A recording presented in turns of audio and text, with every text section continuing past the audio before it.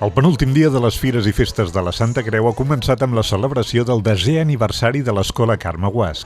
Portes obertes i diferents activitats en un acte que ha comptat amb la presència dels fills de Carme Guasch i on s'ha reivindicat el pas de mòduls prefabricats a un edifici ben equipat. La nostra mare, la Carme Guasch i Darner, era figuerenca, era poetessa, era professora i s'assemblava molt a aquesta escola, perquè també era transparent, com acabes de dir tu. Era una persona transparent, era una persona acollidora, com també és aquesta escola, era una persona lluitadora, com també és aquesta escola. Sé que esteu lluitant, heu lluitat des del primer dia per aquesta escola i continueu fent-ho perquè aquesta escola tingui una llar nova.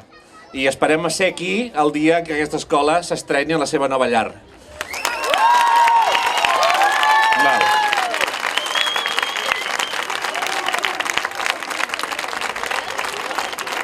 Sé que hi ha molta gent batallant perquè això passi.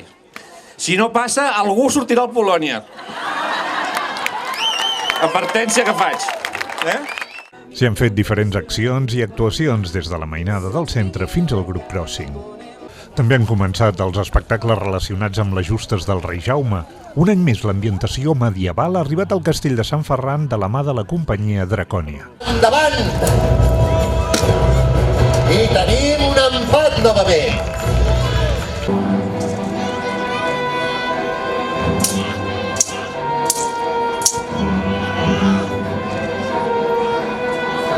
Al Passeig Nou, matí i tarda, hi ha hagut el Jugui-Jugui, amb jocs relacionats amb el món del circ. Al mercat s'ha fet una demostració de cuina en viu i un taller de decoració d'orquídies. És una activitat que s'hi fa cada mes amb el títol d'Essència de Mercat. A la tarda els gegants han estat els protagonistes. 13 colles han participat en una cercavila que ha sortit del Passeig Nou i ha acabat a la Rambla passant per diferents carrers del centre.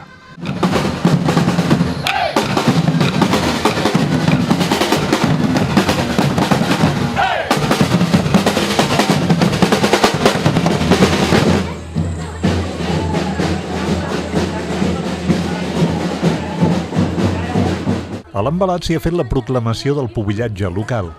Mireia Nierga és la nova pubilla i Oriol Sala l'hereu. Tots dos són de l'Associació d'Amics de Sant Baldiri. Laia Caselles és la pubilleta i Ton Ferrer l'hereuet. Tots dos presentats per l'AMPA de l'Escola Carme Guasch. Després de la proclamació, la principal de la Bisbal ha ofert el concert de tarda i el ball de nit.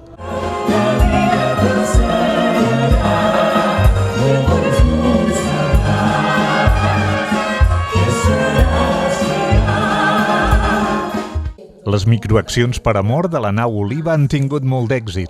Unes 500 persones han seguit les diferents representacions de curta durada que s'han fet en espais com els Caputxins, la Casa Nou Viles o els museus del Joguet i de l'Empordà. No, Clara, no lo hagas. Yo te amo, Clara.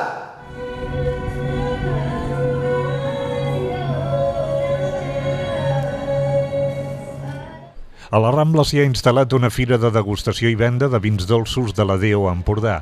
Hi ha hagut demostracions de cocteleria i s'hi han escoltat les cançons improvisades del cor de Carxofa.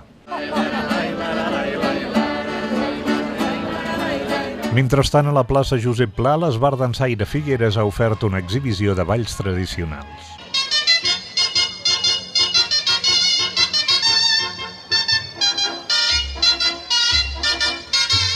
Finalment, la darrera nit de l'Embarracat ha estat la més multitudinària d'aquest any. Ha començat amb Crossing, presentant el seu segon disc, Desfesta de Festa. Desfesta de festa amb algú que valgui la pena. Que t'ensenyi l'amor de ballar sota la lluna plena. Seguidament, Maldita Nerea ha repassat tots els seus èxits de la darrera dècada.